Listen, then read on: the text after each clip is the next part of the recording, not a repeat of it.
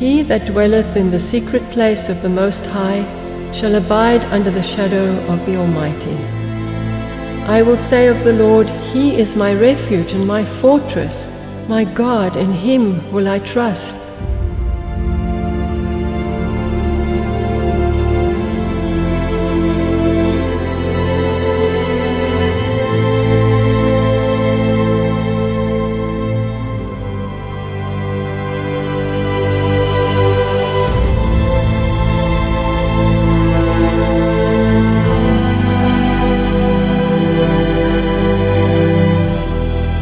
We have nothing to fear for the future, except as we shall forget the way the Lord has led us and is teaching in our past history.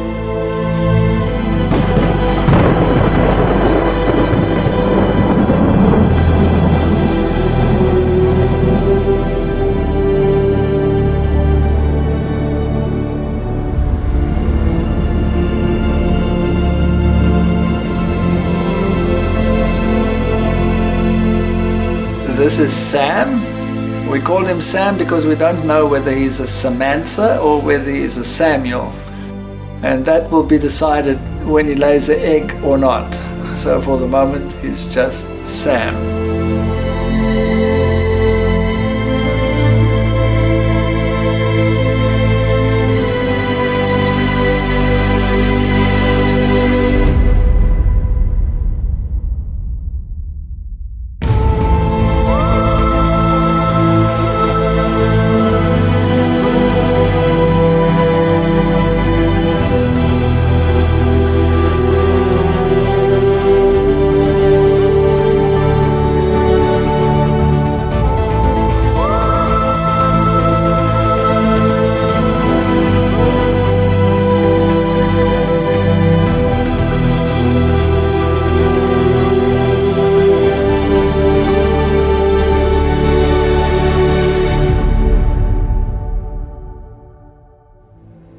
Well, Sonica, we're going to talk about dwelling in the secret place.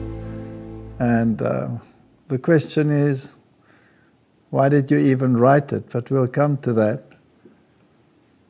And you wrote rather personally about your own life and how you see these things. And, well, let's say we opened up our soul a little bit. Mm-hmm. And you started off with your childhood, and you wrote it very carefully. And the idea in this whole book was not to accuse people, but just to tell a story, and to also try and bring across how God changes people, and that the road, just like in Bunyan's book, mm-hmm. is not always an easy one, eh? It's not always an easy road. And some people might think, well, if it's so hard, then I'm going to give up. And especially if those that you think will treat you in a Christian way don't always do that, some people might think, well, why do you take it? Why don't you just leave? And I think you get to the point then where Jesus was when he spoke to all of those people, and they said, this is a hard teaching, who can bear it? And many of them turned and left him. And he turned to his disciples and he said, do you also want to go? And Peter said, where shall we go, Lord? You have the words of eternal life. And this is one of those situations. So the book, I don't think, was written from the departure point of exposing things that go wrong, but rather wanting to encourage people to hang in there, even if it does go wrong. And God uses situations, even if you're not even a Christian yet. I think He used both of us and to go through these experiences so that when we get to a point where we have to accept truth and there's so much opposition and the enemy is so angry that you will be able to deal with it. Because if you haven't been through trials and things, you will not become stronger. Correct. So, yeah. Now you state in your book that biting the hand that feeds you is one of the components. So why did you write that? Well, when you're young, you're innocent, and you think everything is beautiful. You don't realize that there's an enemy. You don't realize that there's danger. And that's why God also says in the Bible, he says, lest you become like little children, you cannot see the kingdom of heaven. So you need to be innocent in that way, but it will bite you if you don't understand that there's an enemy, and that you will one day, somebody will hurt you, and that you will be. So you started your story and the life story with the hand, biting the hand that feeds you. You're trying to help someone and it backfires on you. In your whole life, you're learning step by step that you have to be very careful whom you trust and what the enemy has in store for you. Yes, it's a very, very intricate situation, and particularly because people are involved. You don't want to hurt people, but you want to bring across certain concepts. Mm-hmm. And so you change the names of the people so that, I guess if they read it, they can probably recognize themselves. Yes, but the purpose of the book was not to, as you said, accuse people. It was to show how God uses people to shape us.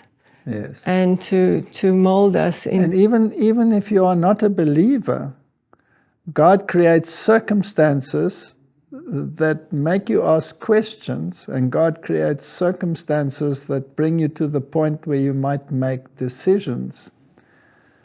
And anybody that looks at this world will say this world is a very unfair place. Mm-hmm. And it's a very painful place very often. It has its ups and it has its downs, it has its joys and it has its sorrows. But you are shaped by your environment. Yes. And I believe, and I don't know if it's really true, but I believe God already shaped us before we were Christians. He brought us through all these trials with your background, my background, and I think he planned us to be together, because it doesn't just happen by chance. Nothing happens by chance. It's either providence mm-hmm. or something that you cannot define. Now we know there's an enemy. Now when we were still in the heathen world, and you came out of this occult background, and I came out of this religious conflict background that eventually led me to atheism, then you ask yourself the question, was God there from the beginning? Were the angels involved in our lives? Did the devil watch the situation? Does he watch people? And does he draw conclusions perhaps by what is happening behind the scenes that we cannot see? And does he target some people more than others? Mm-hmm. These are questions that pop up in the mind. Every person has an angel watching over him. So I assume that Satan knows something that we can't see. He assumes something. He assumes something, yes. Now you tell in your story, you say that you were the only child that didn't go to church on Sundays, and I know why, because your parents had a major problem with the churches. They were into occultism, or your father in particular. Yeah, and my mother was raised in a Christian home, and she wasn't very comfortable with a Christian lifestyle. And so she went into the world, and anything goes when you're in the world. You know, you accept anything. And my father, the same thing. He was also raised very strictly as a Christian. But the two of them decided they would explore anything else but the Bible. And so but your father actually did explore the Bible, but he explored it from another angle. Yes, he believed that everything is misinterpreted in the Bible, and that there's a lot of spiritualistic things in the Bible. And he was looking for an esoteric truth. Yes. In something that is actually written as an absolute truth. Yes. And so he told us not to go to church. He said they will lie to you, they will deceive you. But I had this longing to know what is in a church, because my friends were all Christian, and I thought to myself, now, why is God locked up in a church? At one stage, I went from church to church during the day, and I tried to find out what's in the church, but they were all locked. How old were you? I was probably about 10, around there. And then everything was locked, and I said to myself, why is God locked up in a church? How good can he be to the world if he's up in there in a church? And so it just shows you how little knowledge I had about God. And then I found this little chapel. It was a little stone chapel that was open. And I actually went inside, and I said, wow, this is... My life was hard. I had a tough life as a child. And yes... I'm a little bit emotional. Now I know that you had a tough life, and I know the circumstances because you told me. Yeah. But yes, it's a rather sad story. But you told the story without telling the story. Yes. Because you don't want to hurt people. Yes. So you tried to find refuge with a God that you didn't know. Yes. And all your classmates and all your school friends, they were all church going, but it was customary in South Africa for everybody to go to church. Yes. Of course you went to church. It was the thing to do, and you were the odd one out, so you were really in the minority, and you probably had some peer pressure. Yes, there was a lot of peer pressure, because my grandmother sent me a beautiful Bible. Now, she was very religious. And I took this Bible. It was a thick Bible with golden letters, and I took it to my teacher, and I showed her. And she said, yeah, it's nice, whatever. So I put it in the desk, and after break it was gone. Somebody had stolen it.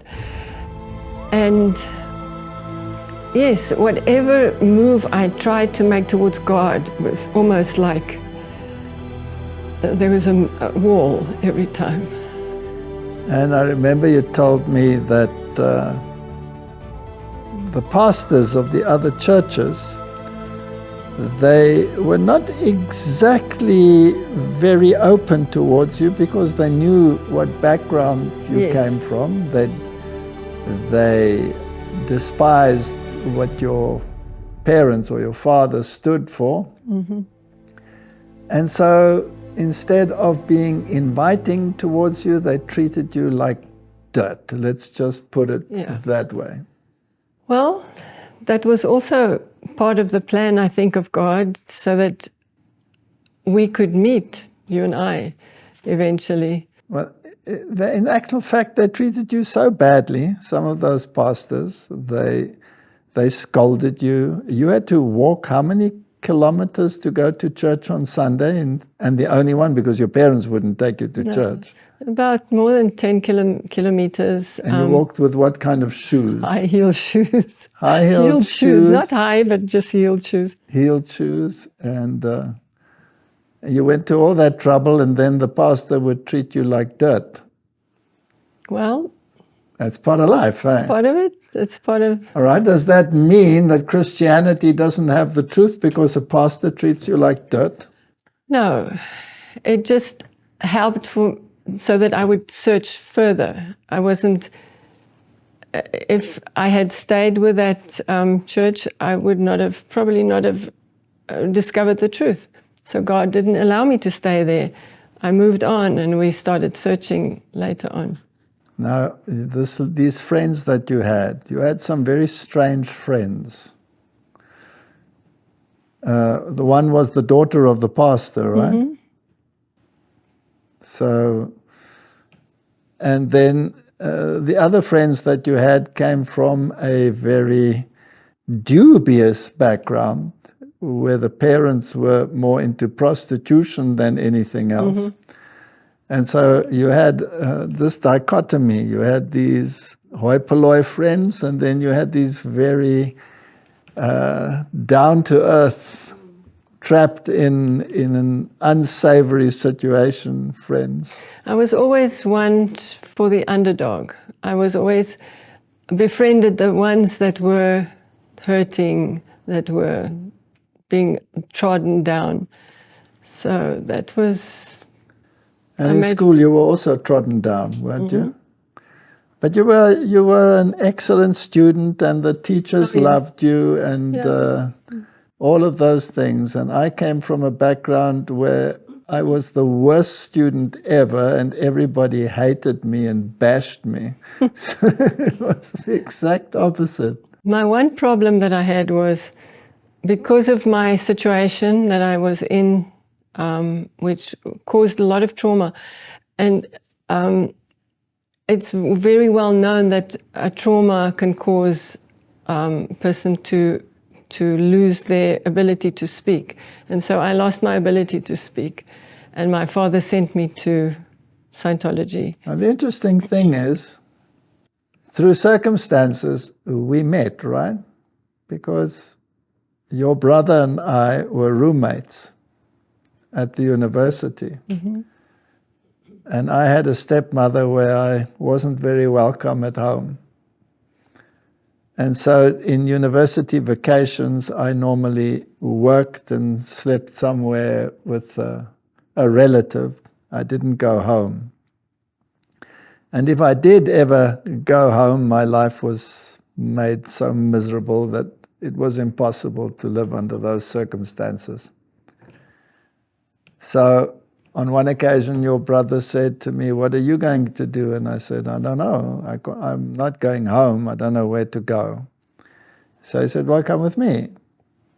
And so I popped up with your brother at your home, and I met you. How old were you when I met you the first time? I was 15, and I was 15, and I was already 21 or something like that. But when we actually had that trip to Mozambique, I was 17. You were 17. That was 2 years later. But that was an interesting trip because, again, I see God's hand in it, because you had just broken up with your girlfriend. Yes. And my brother had his girlfriend, and so I was just asked to go along. Now, the reason why I actually broke up with that girlfriend is actually quite interesting. Mm-hmm. Because she was quite pretty, and she won a beauty competition. She became Miss of a certain district in the country. And this, of course, brought a lot of attention her way. And her whole personality changed overnight. Mm. Is it possible that something like that, winning a beauty competition, can change your personality so that everything that you value falls apart? It's possible, Sure. And we have to be careful that... So God wants a humble and a quiet spirit, and as soon as that humility disappears, so I couldn't live with that changed individual. It was very hard for me to accept that you can't live under those circumstances. You have no faith in a person being faithful, for example, especially if they revel in that situation. And under those circumstances, we were all planning to go on a trip to Mozambique, your brother and his girlfriend, and I was going to tag along because the one that was going to go with me was no longer going to go with me. And, you know, 2 is company, 3 is a crowd. What was I going to do there? It was a very uncomfortable situation.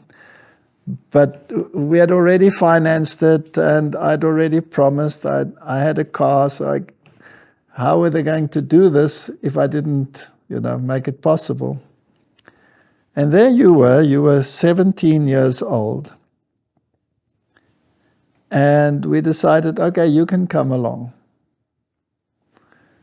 And we went to a tropical island. Yes. It was the island of Magaruk. There was nothing on it, right? It is the most beautiful, in those days, it was the most beautiful places to be in the Indian Ocean, off the coast of Mozambique, and there was nothing on this island. But on this island, I actually started to get to know you, and we were sitting on the beach, and you could just hear the waves, and you could hear the birds in the trees. And then suddenly you said something to me out of the blue. Can you remember what you said? I said people are like stones. Yes. So why did you say that?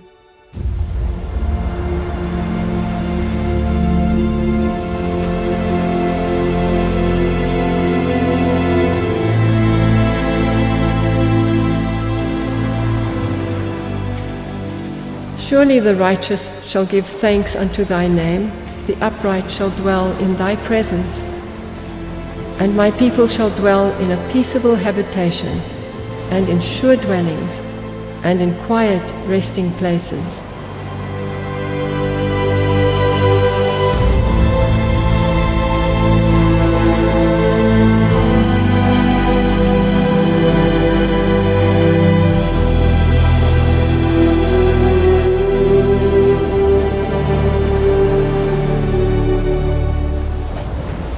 I'll tell you why I said people are like stones. Because my whole life, I kept all my troubles to myself. I had never opened up to anybody ever in my life. So what made you suddenly open up? I don't want to flatter you. You might get a big head. But not even with this previous girlfriend, and it was a very serious case, that previous girlfriend. And not even to her had I ever opened up about why I was like I was, or why I ticked like I was, or like I was ticking. But I saw in you something that I'd never experienced before, like an empathy. And so maybe a crack appeared. Yeah. And so I remember we talked almost through the night, sitting on that beach, and you told me a little bit about yourself, and I told you a little bit about myself. And some of the things were probably hard to believe, because if I told you about my relationship with my stepmother or anything like that, you always had such trust in people that you couldn't believe that people could actually be like that. That is true. I was that person who always thought that everybody else is good, and I never understood that somebody could be so bad. And but it And yet you experienced it in your own house. Yes, but I mean, I was never ostracized or driven away from home like you were, and that's why to me that was strange, because in our home there was love and there was kindness. Yes, I also looked at your home, and it was hard for me to realize that you were actually all in harmony, even though things were not going well behind the scenes. To the public eye, I had seldom met a family that was so open to a guest and so friendly. And I developed a very good relationship with your father, particularly, and your mother being the one who was the studious one. Your father was the romantic one, the one who was always searching for the unknown. But your mother was the academically inclined one, and she resonated with me because of my academic background. And your father resonated with me because of my openness for anything that he had to say. So that was a totally new experience to me to meet your family. But yes, I opened up a little bit and I said people are like stones, because they really were. They grind you to pieces. And when they have destroyed you, they accuse you of being whatever they think you are, a weakling or a this or a that. So you became hardened. I became harder than them in order to survive them. Yeah. Inside you were hurting, and so on the outside you became a harder person. Yes, and I had a family that was very hard, that came from a very harsh background, some of them. On the one side of my family, they were German. On the one side of my family, they were military officers in the Nazi army. And any sign of weakness or any tear that you had was immediately crushed as a sign of weakness. Boys don't cry, so cowboys don't cry. That's the way I grew up. And so no matter how harsh the situation was, I would always hide the feelings and try to put a smile on my face, because that's what was expected. And when I was at my mother's grave, I was a young boy, I was 12 years old. I tried to put on a brave smile. And did I get slammed for that brave little smile of being an unfeeling person that would dare to smile at the grave of his mother? I was the monster of monsters, and it was so misinterpreted that I became even harsher, and I never shared my feelings with anyone, except you.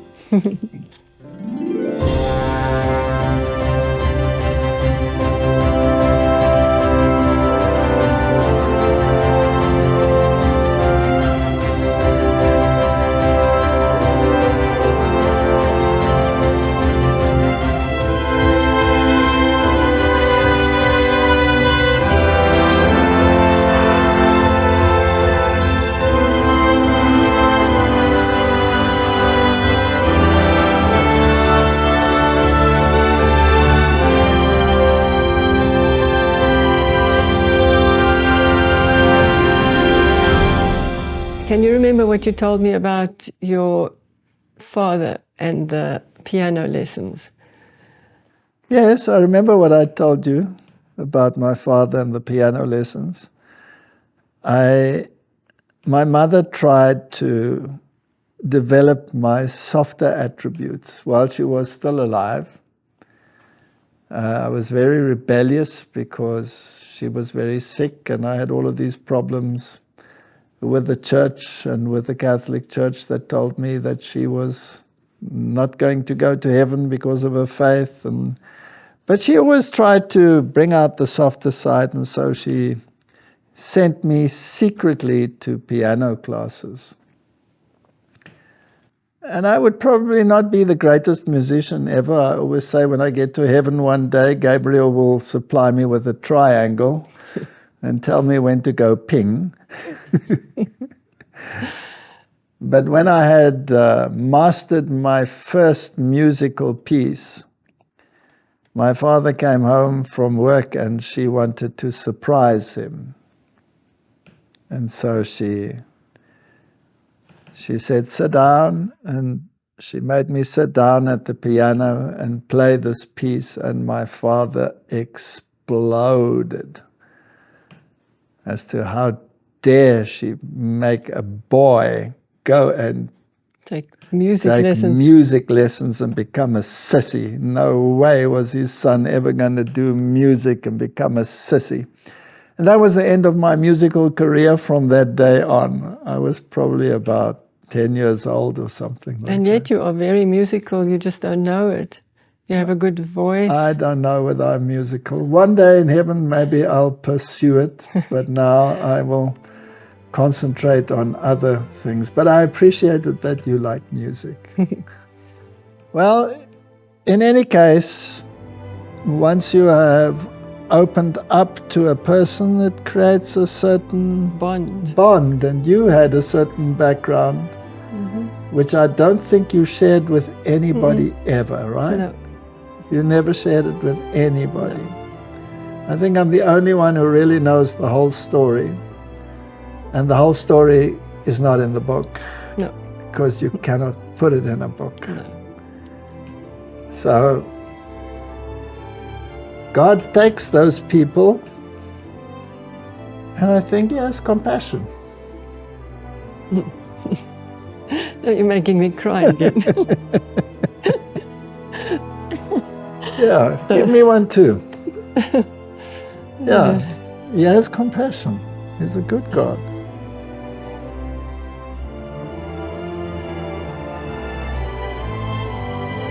You can keep it. Keep it?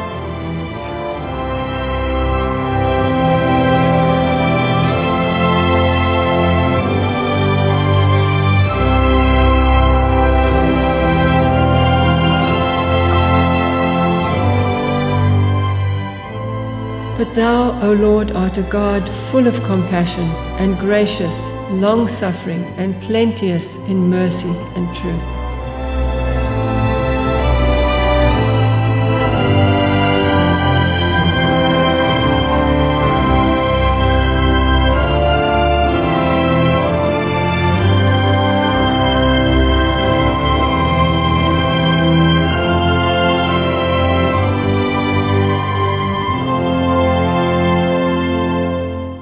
So after Mozambique, you went back to university, and I went back home, and I finished my final year at school.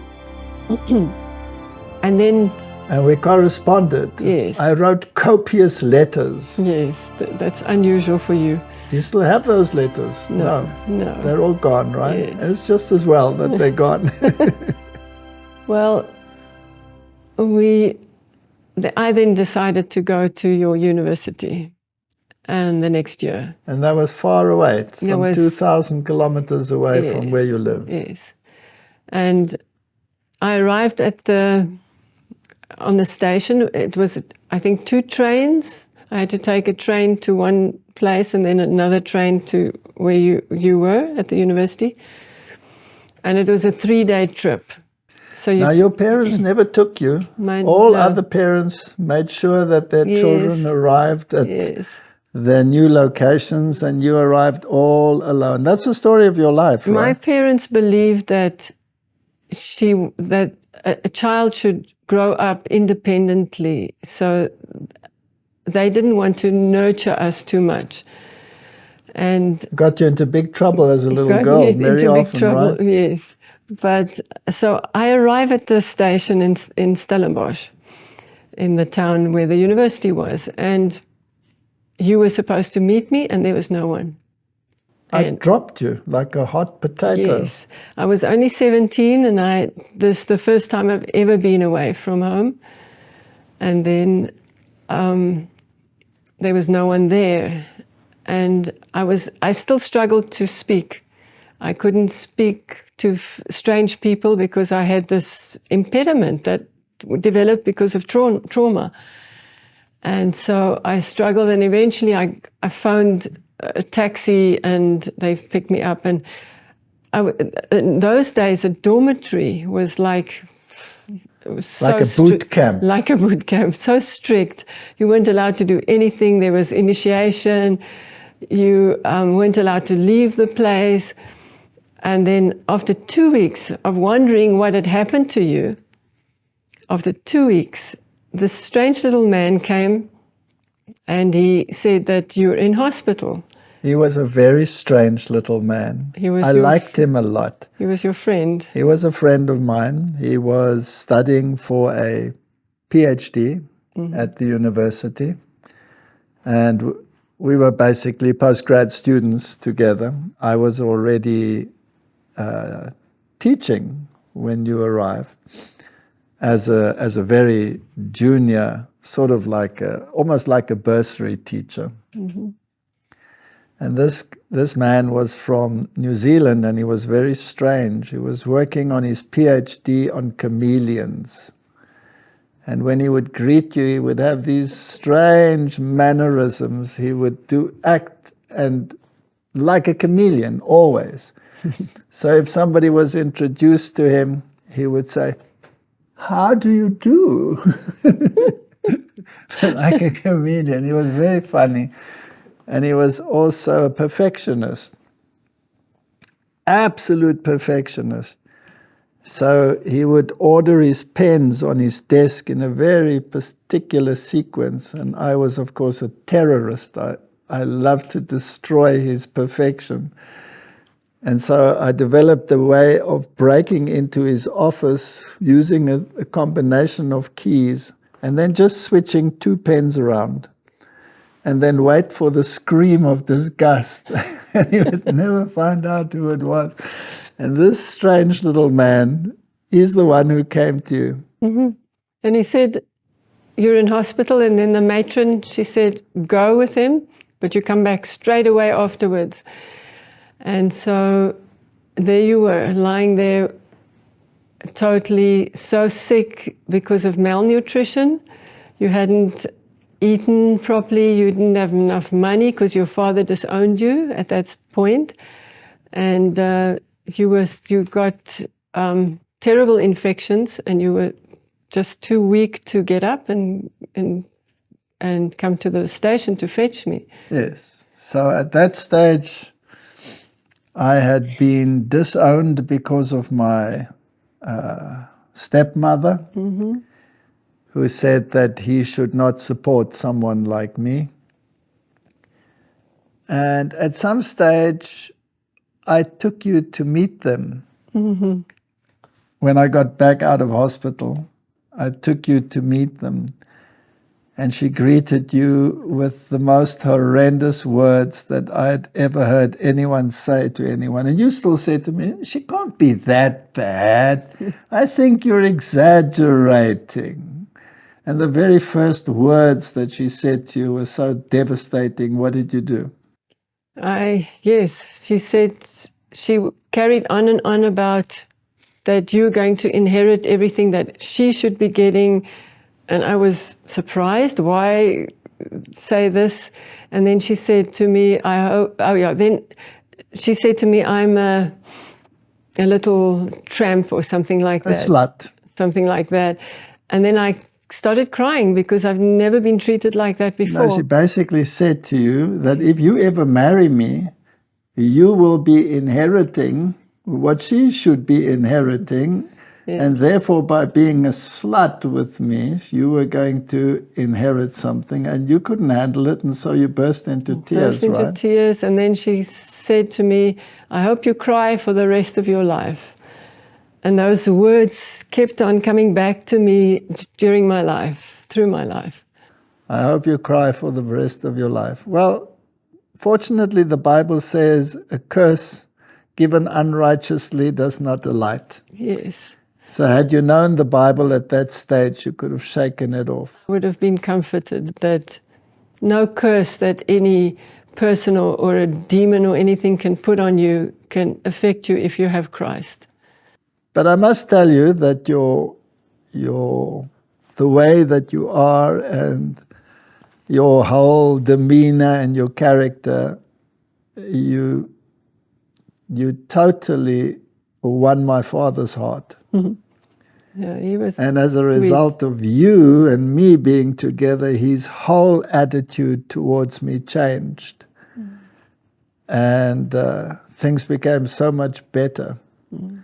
And then later on, we had to actually meet my father in secret without her knowing about it, so that if we should come through to the town where he lived, we would phone and we would arrange to meet somewhere in the foyer of a hotel or something like that, just so that she wouldn't know about it. He was a sweet man. He was a hard-working German, and he was just also intimidated by her fury. Mm.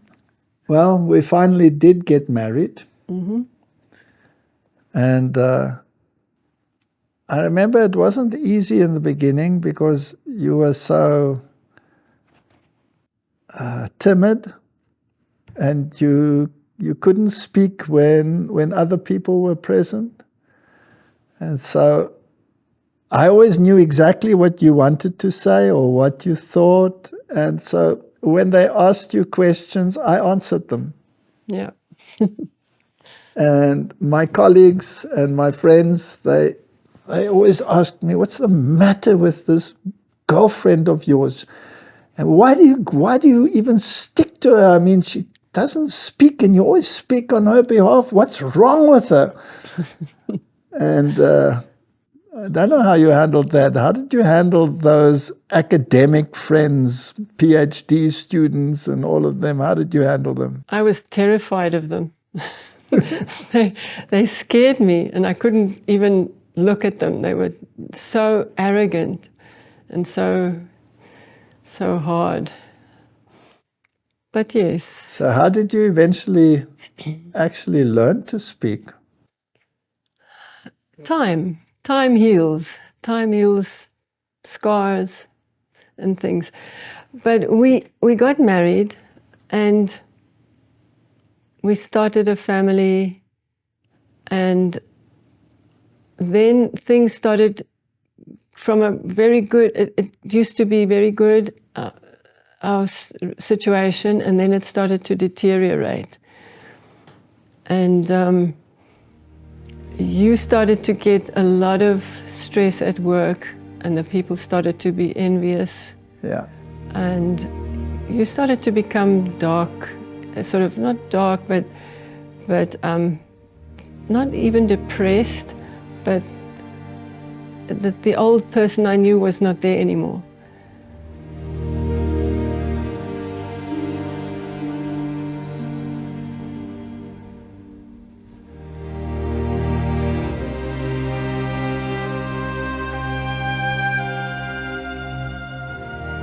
He shall call upon me, and I will answer him. I will be with him in trouble. I will deliver him and honor him. With long life will I satisfy him and show him my salvation.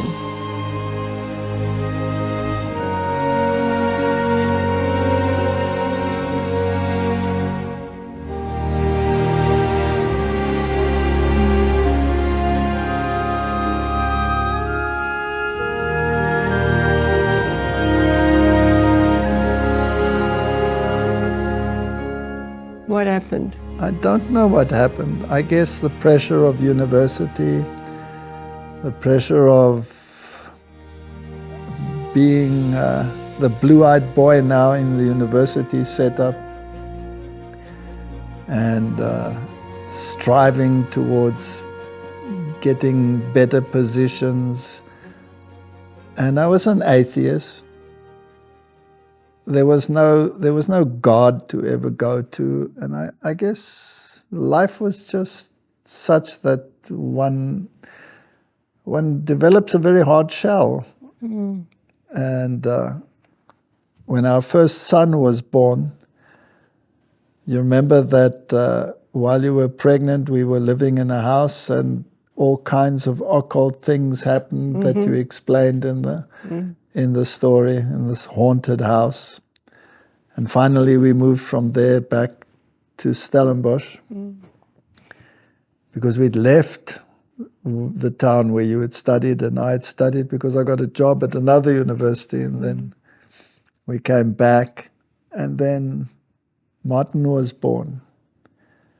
And at that stage we lived in a derelict little farm cottage, which was a laborer's cottage.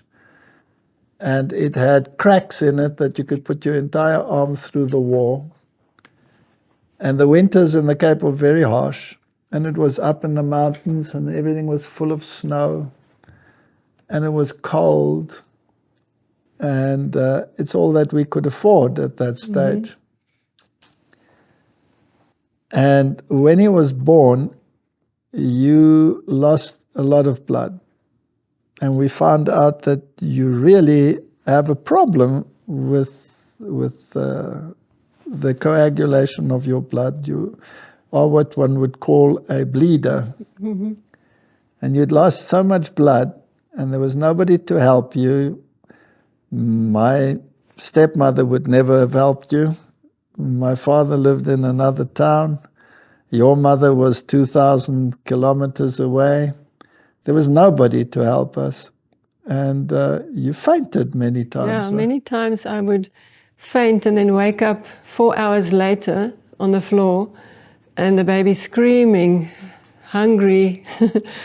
And then I would feed the baby and then I would faint again and wake up a few hours later again. So. And I had to be at the university. Yeah. But at that time, it was a hard time for us because riots started. That was a very bad time, and we moved back to town, and because it was dangerous for me. But then things got better financially eventually, and we moved from that into a little semi-detached house. And my father helped us at that stage again, so he had softened so that we could actually afford a little semi-detached house that we were paying off. And our daughter was born there. And then we moved to a new house. We sold that one and built a new one. And then the third child was born. And then the third child was born. And that was Robert. And at that stage, my father was going through divorce with my mother, and so he came to live with us. And that's when a lot of things happened as well. A lot of occult things, which you describe in the book. If you dabble in occultism, then your life becomes darkness. Yeah. And there's no way out. You are trapped. So I actually feel sorry for people that are deeply involved in occultism. They have this constant feeling that they are moving to a higher plane, but they are trapped in something which takes all joy out of life. And you can see these people, very often people in very high circles moving in these occult environments, that eventually many of them commit suicide. And especially at the university, the academic people are mostly non-Christian, and mostly they dabble in occultism and spiritism. Yes, I remember that one of the lecturers there, with which we were very well acquainted, was actually a high priest in the Church of Satan. Yes. So these are actually realities that take place. And all of these occult things, I mean, what happened with Robert was just inexplicable. And you tell the story in the book. And how we eventually, through this, went back to the Roman Catholic Church to try and find some exorcism to relieve the problem. Now, it didn't go back to the church because you believed in God. No. You went back to the church because it was like going to the chemist, finding a cure for your pain, not because you wanted a relationship with God. But isn't that so well planned by Satan to bring this calamity upon us, and then he brings the remedy, the Catholic Church. And yes. So and then there's this peace and this quiet. Yes. And then your conscience starts working on you and you say, well, I'm an atheist. How do I deal with this situation? Is this fair to accept the cure without acknowledging the one who brought about the cure? Mm-hmm. So what do you do? And then that exorcist that we met, you don't mention his name, you change his name in the book. Yes. And I went to drive to go and fetch him at the convent. And when I met him, he told me what was happening in my house with me not having told him anything. That literally blew my socks off. That took the carpet right from underneath me, and someone who's... And you thought that they have some power that you don't know of. It was like, it was drawing you in a way. Yes, it was drawing me because I have this up and down philosophy as a scientist. There must be cause and there must be effect and there must be laws of thermodynamics, and all of these things fell outside of those laws. Mm. And you couldn't deny the existence of the supernatural. Mm-hmm. Remember when we played Ouija board? Yeah. We built our own little Ouija board. Remember when we put our fingers on that glass and how it spelled out, go to hell. And what happened to the glass then? Shut off. It just shut off. And there was no way that we had anything to do with that. Mm. And the hairs on the back of your head go up and you think, what happened now? And then you realize that there's something supernatural. And from that day on, our life was hell. Mm-hmm. Absolute hell, because you had opened the door to a demonic presence in your house. Yeah. But you don't know that it's a demonic presence. You think it's you.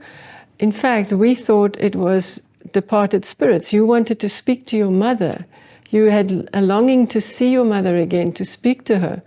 And so we thought this was a way to get to speak to her again. Yes, so why did Satan actually step back and create a measure of peace? Why did he do that? Because we were now where he wanted us, back to the Catholic Church. There's a statement in the Spirit of Prophecy where she writes, Satan gives those that are chained to his chariot a measure of peace. But tug on the chain, and you will experience something that you never, ever imagined. Mm-hmm. So what he wanted to do, I believe, was to settle us in the belief that the occult world and the church and all of them belong together. He doesn't mind if you are attached to the lie.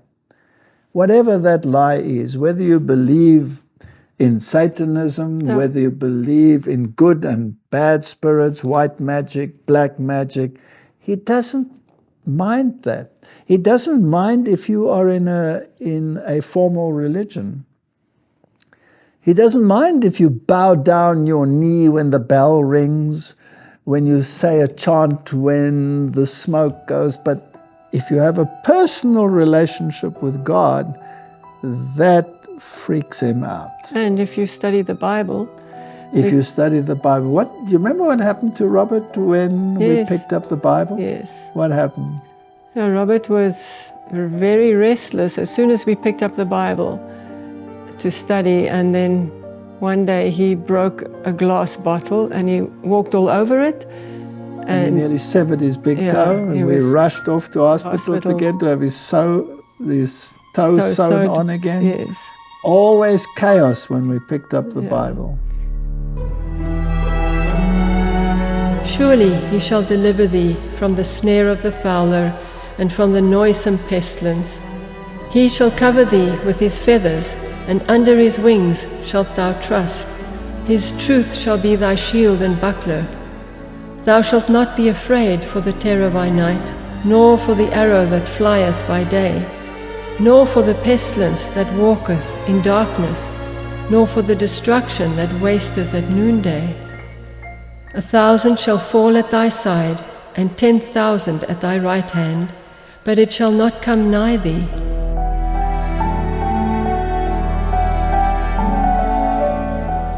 Now this Catholic priest, he was in his 70s, I would assume, right? Probably.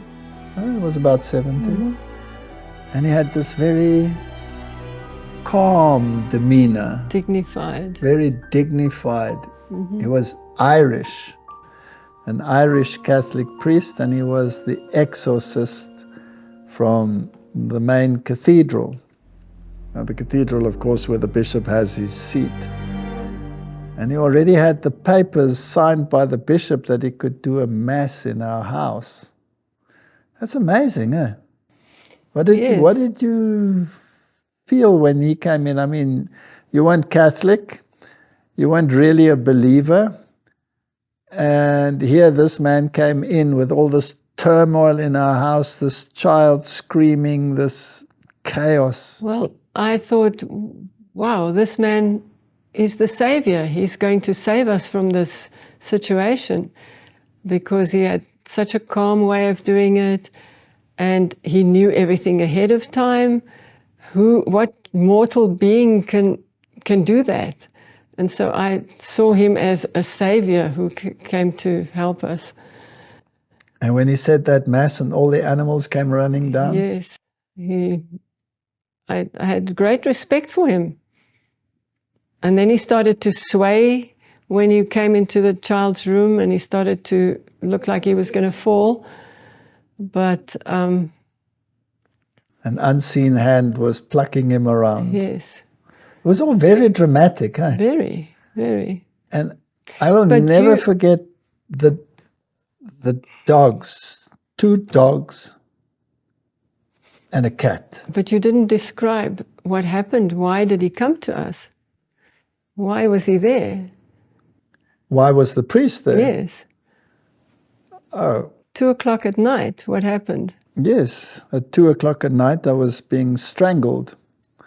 And at 2 o'clock at night, Robert would then, when I woke up, scream as though he was being murdered.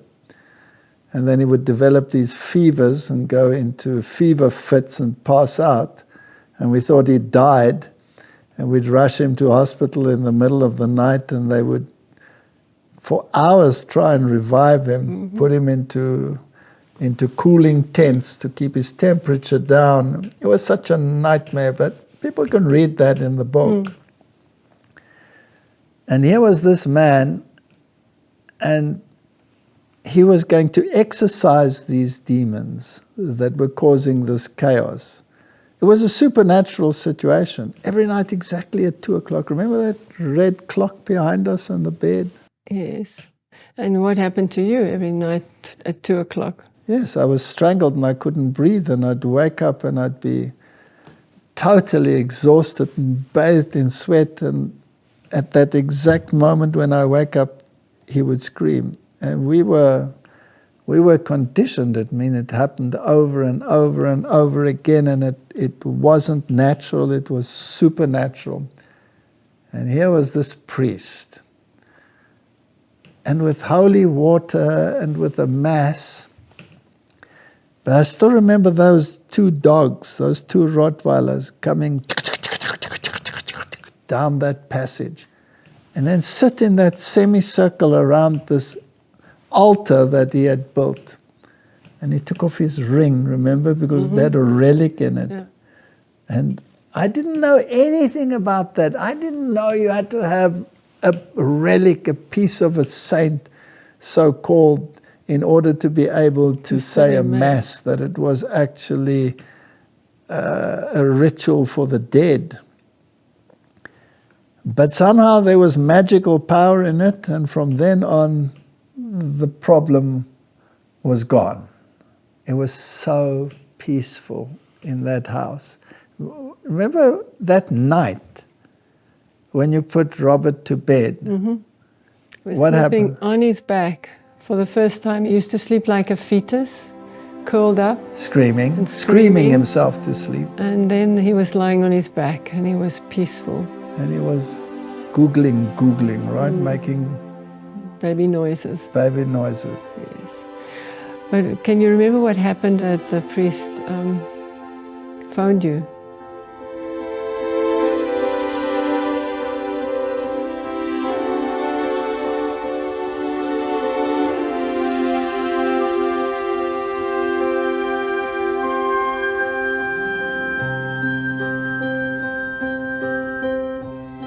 In the way that leads to the city of God, there are no difficulties which those who trust in Him may not overcome. There are no dangers which they may not escape. There is not a sorrow, not a grievance, not a human weakness for which He has not provided a remedy.